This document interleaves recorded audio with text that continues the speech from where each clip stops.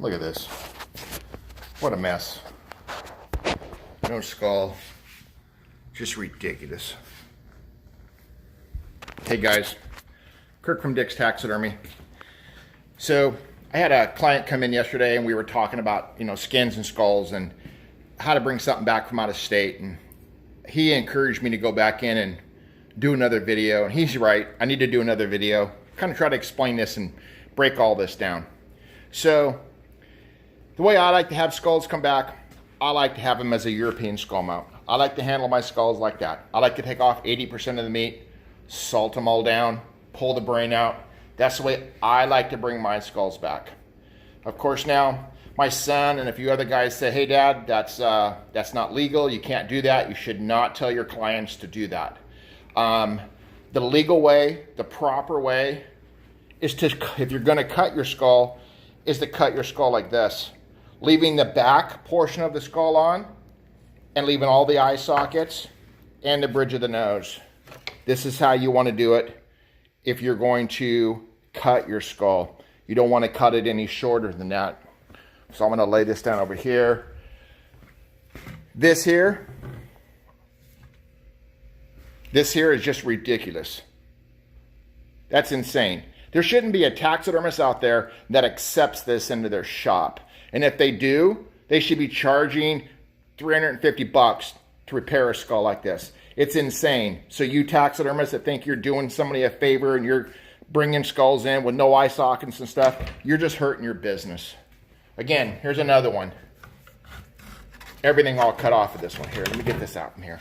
Everything's all cut off. Even the back of the head. If we look here at the back of the head's cut off. That's just stupid. There's no reason to ever do that. No reason at all. If you want to do it correctly, do it like this. Leave the eye socket on, bridge of the nose, and all of the back of the skull. That's the way it should be cut properly so that you can do a proper shoulder mount and get all the measurements. This is the way I like it. I like it with the European skull mount. Leave it like that so we have all of the measurements that we need. That's the way it should be done. Then your cape should be caped off of the head, of course.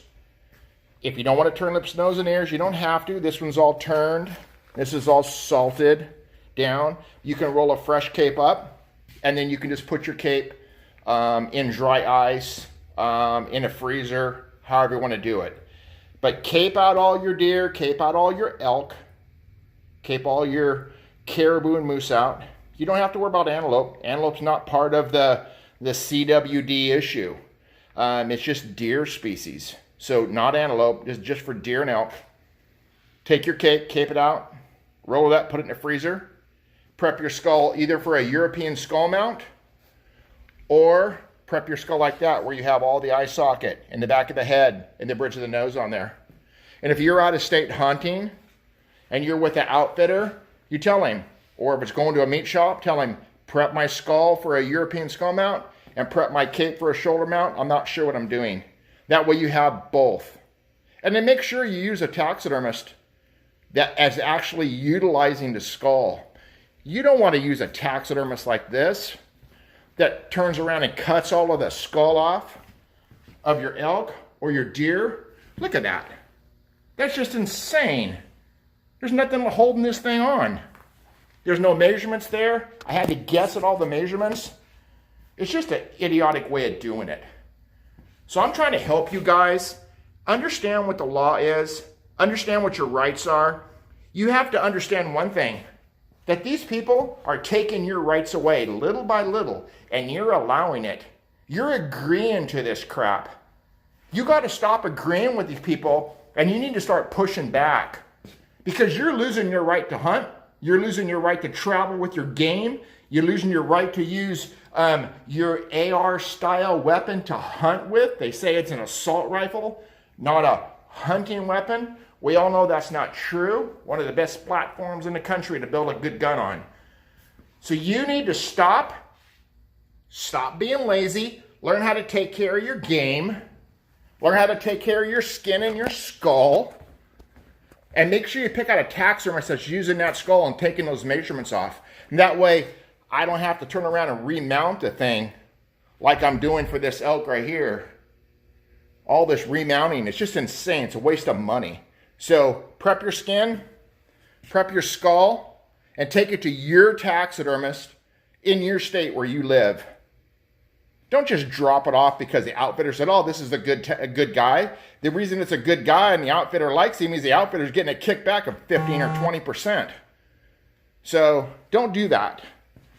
Make sure you take care of your skin and skull in the field properly. Be proud of that. Take it back to your taxidermist.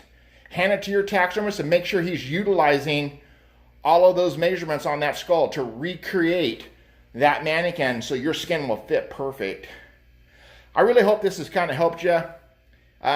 We're very passionate about what we do here. That's why we're ranting and raving. So I hope it's kind of helped you out.